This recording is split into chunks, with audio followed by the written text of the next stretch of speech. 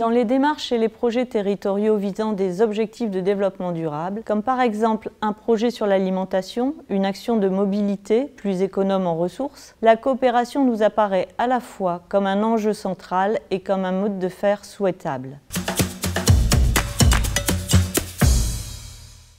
Il s'agit de mener des projets et des actions dont la valeur et l'utilité territoriale vont être augmentées.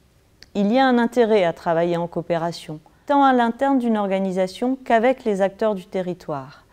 La notion de coopération ne se confond pas avec celle de coordination, qui vise l'organisation, la répartition des tâches de chacun, ces tâches étant coordonnées par un pilote. Avec la coopération, il s'agit plutôt de s'appuyer sur les enjeux et les contraintes de chacune et de chacun dans les arbitrages à venir, en modifiant si nécessaire sa façon d'agir en fonction de ces contraintes. Dès lors, la coopération peut renforcer la pertinence des actions et génère des projets qui répondent mieux aux besoins du territoire, à ses habitants, ses acteurs économiques et sociaux.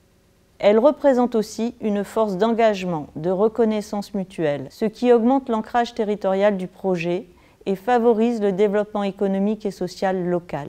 Concrètement, pour une collectivité locale, la coopération s'exerce avec l'écosystème d'acteurs réunis autour d'un projet commun. La collectivité ne s'appuie pas sur la mise en concurrence des acteurs, mais plutôt sur leur participation à une œuvre commune. Chacun s'investit avec ses compétences, ses talents, ses connaissances. En ce sens, la coopération positionne la collectivité dans une posture de faire avec, plutôt que dans celle du pilotage. L'acteur public fait partie du système d'acteurs. Pour une collectivité, engager un travail coopératif peut signifier d'ajuster, voire de réinterroger sa posture, ses modes de gestion de projet ou encore ses modes de contractualisation.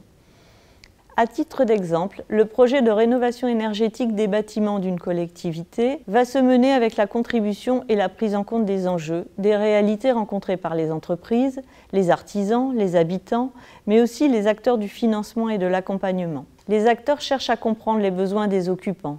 Par exemple, c'est en intégrant ces contraintes, qui peuvent être différentes d'un retraité à un actif ou une famille, que l'on construit des solutions énergétiques adaptées aux usages de chacun.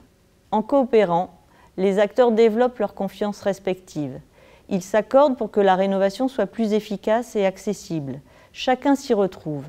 Les artisans ont davantage de marché, ils gagnent du temps, de l'expertise, et les habitants sont plus sécurisés et réalisent des travaux à un prix juste.